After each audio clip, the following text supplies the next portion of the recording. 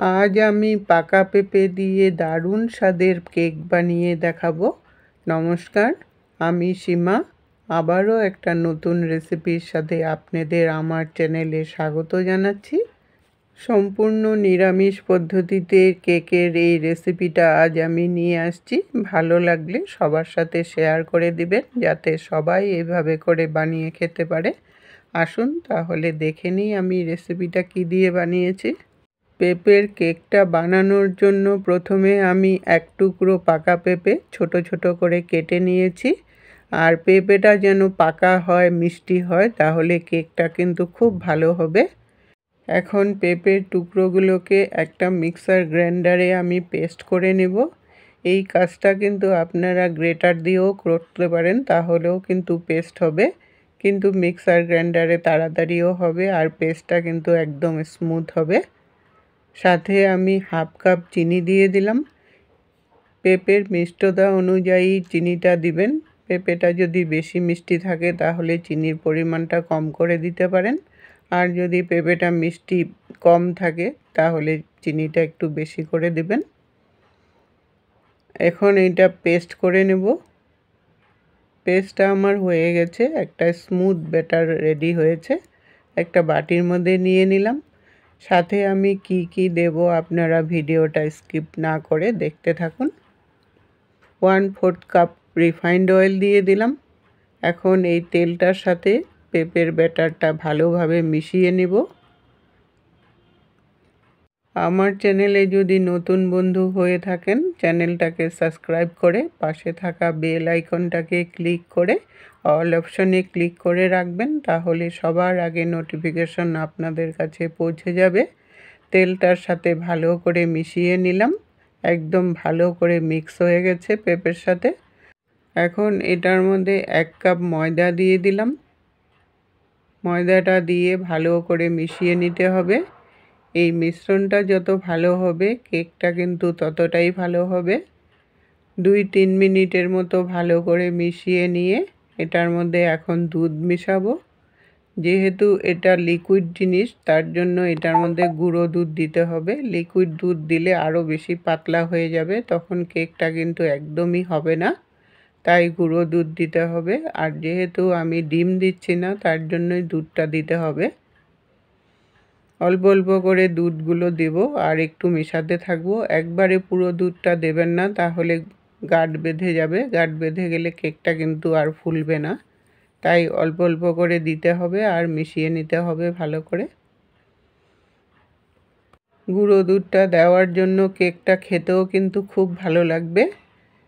ভালো করে মিশিয়ে নিয়ে এখন এটার মধ্যে 2 চামচ ড্রাই কোকোনাট মিশিয়ে দিলাম। আপনাদের কাছে যদি ড্রাই কোকোনাট না থাকে তাহলে এটা স্কিপ করতে পারেন। আর কয়েকটা কিশমিশ দিয়ে দিলাম।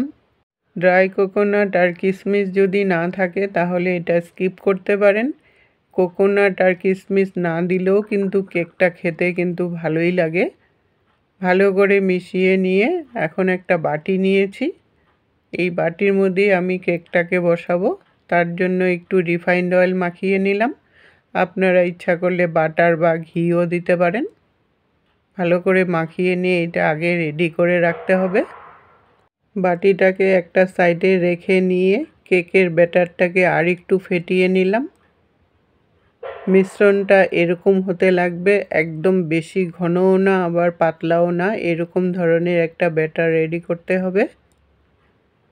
এখন এটার মধ্যে আমি কিছু জিনিস আরও মেশাবো। তার জন্য 1 চামচ ভ্যানিলা এসেন্স দিয়ে দিলাম। পেঁপের গন্ধ যাদের পছন্দ না হয় তাহলে দিবেন ভ্যানিলা এসেন্সটা, আর যারা পেঁপের গন্ধ ভালোবাসেন তাহলে নাও দিতে পারেন ভ্যানিলা এসেন্স, কোনো ব্যাপার না।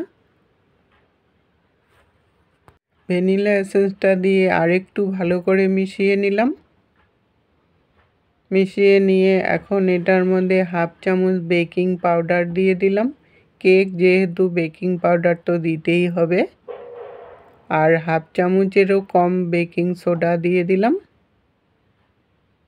এখন এই মিশ্রণটাকে আর একটু ফেটিয়ে নেব 1-2 মিনিটের মতো।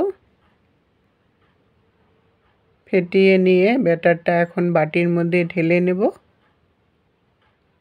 ঢেলে নিয়ে একটু ট্যাপ করে দিবেন যাতে ভিতরে বাবলস ঢুকে না থাকে। আর বাটিটা একটু ফাঁক রাখবেন যাতে ফুলে উঠলে এটা পড়ে না যায়, সেরকমভাবে দিতে হবে।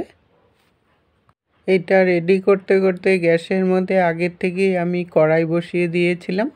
কড়াইটা কিন্তু বেশ হিট হয়ে গেছে। ঢাকনাটা উঠিয়ে বাসনের একটা স্ট্যান্ড দিয়ে দিলাম। তার উপরে কেকের বাটিটাকে বসিয়ে দিলাম। বসিয়ে নিয়ে ঢাকনাটা লাগিয়ে ঢাকনার মধ্যে যে ছিদ্রটা আছে ওইটা একটু কাগজ দিয়ে বন্ধ করে দিবেন, না হলে এখান দিয়ে হিটটা বেরিয়ে গেলে কেকটা কিন্তু ভালো হবে না। এখন এটা 20 থেকে 25 মিনিটের মতো আমি কুক করব। তার মিডিলে আমি একবার দেখে নেব, চেক করে নেব কেকটার ভিতরটা হয়েছে নাকি। 15-20 মিনিট পর থেকেই কেকটা কিন্তু সুন্দর ফুলা শুরু করে। ফুলতে ফুলতে একদম বাটিটা ভর্তি হয়ে গেছে। এখন ঢাকনাটা উঠিয়ে আমি একটু চেক করে নেব।